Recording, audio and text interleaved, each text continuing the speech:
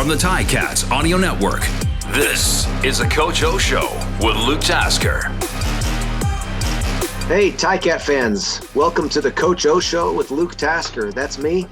I'm joined every week by Orlondo Steinauer, Ticats head coach. Coach, good to see you, man. How's everything going? That's good to be seen.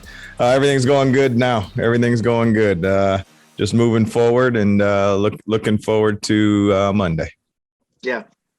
Well, geez, another long week. Like there's no 7-day weeks in the CFL, man. You either get 4 or like 12. That's the only options we have this year. I don't know. Maybe it is different this year, but and we got a shortened and different schedule, but it really does seem unusual this year. There's games on Wednesdays. This is the second time the Ticats are going to be playing the Argonauts on a Monday. I mean, it's pretty unusual, huh? Yeah, it's been a little bit of a different schedule for us this year, but I think the one thing is as you know, Luke, going through this is that once the schedule's put out, you kind of circle it and you kind of lay out a little bit of a template of what it's going to be. So we do have, 9 and 10 days between these two games, but it's going to sneak up on us quick. And if you look down the road a little bit further, we're going to do a couple of games where we'll just be on 2-day preps. So it's a little bit of give and take, but I think, I think players would rather play than practice, I think. Yeah, absolutely. I remember laying out that schedule, or Drew would post it in the locker room, and you highlight, where are your double off days? Where are you going to be able to get like a nice long night's sleep, and you can sleep in, or I would head back to Buffalo for those nights. But this year there's a lot of different sort of schedules. What's the deal right now? The players aren't on the field today, I understand. No, they're not on the field today, and we'll just meet tomorrow and start digging into the game plan. Of course, Toronto plays Wednesday this week, so we'll wait for that film to come in. But preliminary preparation has already started, and so coaches are in, and everybody else is working hard. But the players have a well-deserved day off here. Yeah, talk to me about after that game. I mean, every season has its ebbs and flows, but this season has so evenly traded just ebb and flow and win and loss, and we're sitting in an unbelievable position in the East Division right now, where Ottawa, who struggled so with such difficulties early on, has a chance to win 2 games in the next 6 days. I mean, it's a really unusual situation that we're in. What was the attitude like after the game? What was your message to the team? I would just start by the attitude. The attitude was extreme disappointment. Like, let's say what it was. It was a game that we had a great chance to control the outcome, and we didn't. And that doesn't take any credit away from our opponent for making plays. I just know personally, I haven't really been involved in a game like that where I've been on the wrong end of it, to be honest with you. It was definitely a new feeling. Those are the games, you would know this, Luke. Sometimes you'll be watching a game and you'll say, wow, that's terrible. How could that happen? And then all of a sudden you find yourself on the end of one of those, and it's not so fun. So, it's not from a lack of effort or trying. Football is always going to come down to execution. And they executed, and we didn't. And we had opportunities in all 3 phases to really change the outcome of that game. But very proud of, obviously 19 seconds on the clock, and 3 plays later, we're lining up for a field goal into. At that point, let's be honest, the wind had died down. It was a struggle that fourth quarter. It was a high wind game that most people wouldn't observe if they were in comfortable conditions or even watching on TV, but it played a huge factor. And I thought both teams did a great job with the wind scoring points. And when you're against it, boy, you saw what happened to their field goal when they kicked into the wind, and it was a much shorter variety. So the messaging was to the team that, the only thing is you can't speed up and slow down time. And that's the only way it's going to heal. Like there's no really words for an ending like that. You prepare each week to win, period. And when it doesn't happen, there's extreme disappointment. Now there's different ways to lose games. And we have a great football team. They're going to take a huge sense of ownership. And I think that's important. there's kind of two levels to the whole thing. There's the team when you're all together with the whole organization, and then there's that locker room. And you know that the locker room bond is the ultimate. I should say it's of the utmost importance, in my opinion, having been a part of it, both in coaching and playing.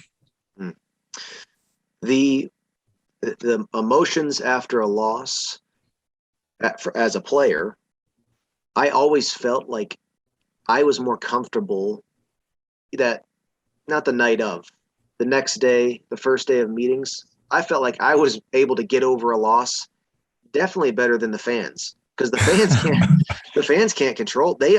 All they have to do is they can only wait until the next game. So I knew I always felt that the fans are bitter until you get back on a winning streak. As a player, it's clear what you control. And so you watch the film and you say, I did good and I needed to fix this, or I need to control this piece of this part of the game that's controllable for me. That's what I got to do better. And you just go back to work. When you're a head coach, what is the emotions like? Do you feel like it's out of your control? Does it hang heavy on you? Does it feel like it's more on you? What is that like for you after getting back to work after the game? I think it's different each week, and I'm growing too, right? There's no way that I have this thing figured out. I know that I don't get over losses probably as well as I should, and as rapidly as I should. It felt that way as a D coordinator. It felt that way as a DB coach. It just hits kind of different. I do always have the big picture, and I know that this game only defines it if you let it. And I feel like players are always going to follow the lead of their leaders. And so it's most important that our coaching staff and everybody that's not a player is unified and bonded, and that there's belief and everything else that's built within, well, what the overused word culture is. You got to create an environment where people want to be there willingly. And I think we've done that. And, the ultimate test is how you come back from adversity, period. And that's the way it is. And I've loved our response this far. I was extremely frustrated. Don't get any of this twisted. It does stick with me a little bit. And the wins I always love, because it's always about the players and everybody else's work. So for me, it's just tough, because having been a player and done it in all three phases, meaning being a DB coach and as a coordinator, you just know how hard everybody and the time and effort everybody puts in. And you're not in every game. There's games where you're not going to have opportunities where it's decided early. That's just what happens, unfortunately, in this business. And when you have an opportunity like that, when they slip away, I think that's more what I'm relating to. I mean, no loss feels better than another, but when you actually have an opportunity to close the deal and you don't, it sticks with you different. But I'll say this in closing here is it's always self-reflection. Part of your comment there or question was, how do I deal with that? And for me, it's always self-reflection. What could I have done? How could I have better prepared the staff? How could I have better prepared the football team? And, once you've kind of went through those in your mind, then you go through it with your coordinators and your coaches. And, if you have the right people, we don't have sit down meetings. I don't say, what were you thinking here? What were you doing? If you have the right people, and then, you got to allow a certain amount of grace, because it's an imperfect game played by imperfect people and coached by imperfect people, which means there's going to be a mistake. So what's our messaging? Let's make the least amount. Wow, that's great. Well, I got a chance to see you as a defensive coordinator and a head coach and a receiver coach for 1 year. Yes, sir. We were in the same room for 1 year.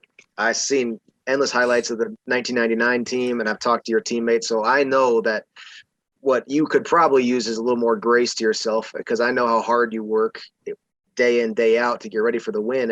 And like you always say, half the teams in North America lose every week. Yes.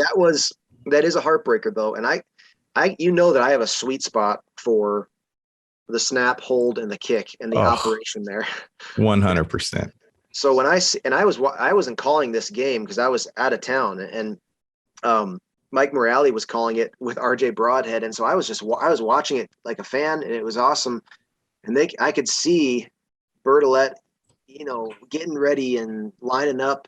And I just had goosebumps on me because I can picture Brett Maher and Justin Medlock and all these guys who I kicked with in that moment when you got a chance to win the game or tie it into overtime or whatever. And this was huge. And he pounded that football. And it was, I was so happy for the team, and especially for that operation, because it is thankless until it goes wrong. But in that moment, you get the thanks, and you get and they get the spotlight, and he arose to the occasion, and it put the team and the special teams unit in a great light, because when the spotlight found them, they were ready to go.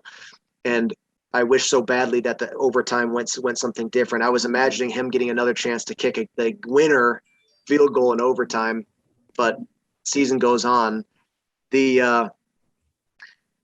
Just amazing. I'm excited to be able to watch this year progress and to look back at these moments and see kind of how the 2021 team formed with some of these moments of adversity. Coach, as we move forward, I wanted to go back to a question I asked you early on in the season. I had asked you if there was any young player, any name that's not been a Ticat for a very long time, somebody that's really impressed you. And I loved your answer at the time, which was you believed that your group of young guys were doing a great job of buying in. They weren't being loud. They weren't, pounding their chest or worried so much about themselves, but they were buying into the Ticat culture. As we've moved into the season and we're halfway through, or more than halfway through now, is there a position group or a young guy, somebody who's really stood out to you to have been a really positive part of the team this year?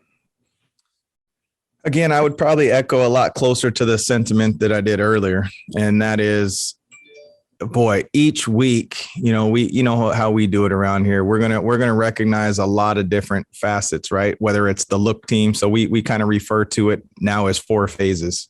So there's obviously offense, defense, special teams, and then there's the look team.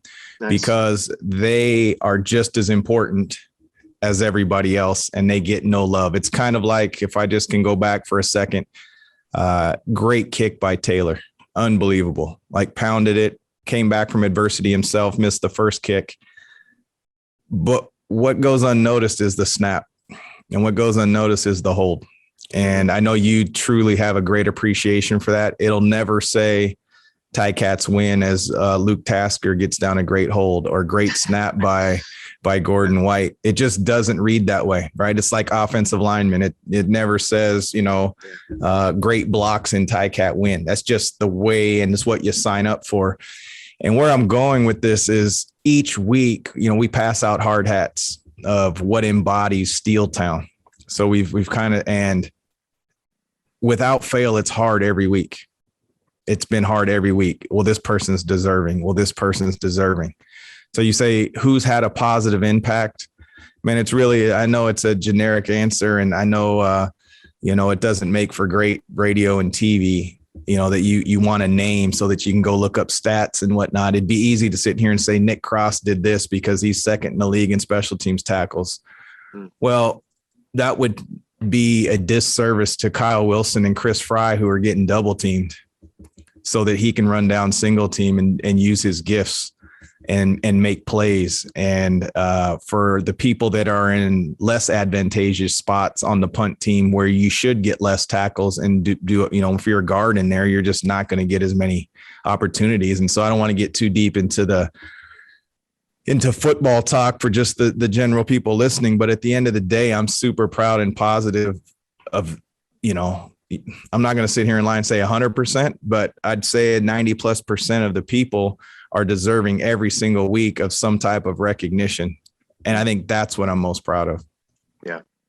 That's great. I remember every team, every year, there was guys, everybody in the locker room knew what a big impact they were, but probably most of the fans didn't know their name. You get young guys on the fourth team. I like that you guys are doing that. And yes, cliches, and everybody does their part, but the reason cliches are such is because there's truth to them. So yes, glad to hear that that the group is a good one. Well, we've got a few more weeks left, Coach. I'm very excited to continue to chat as the season starts to take shape. And when we meet next week, a lot of things will have changed in the East, or will have solidified, and will be not only one game, but for some teams will be 2 games ahead of where we are now. So things are going to start picking up as we go along. Coach, love your insight. Appreciate you being candid and letting us a little window inside of the 2021 Ticats team and locker room. So appreciate it, man. Have a great week and a great prep for the Monday game. We'll see you up there. Thanks, Luke. Always a pleasure, buddy. Thanks, man. The Coach O Show with Luke Tasker. Like, subscribe, and find out what Coach is thinking every Tuesday.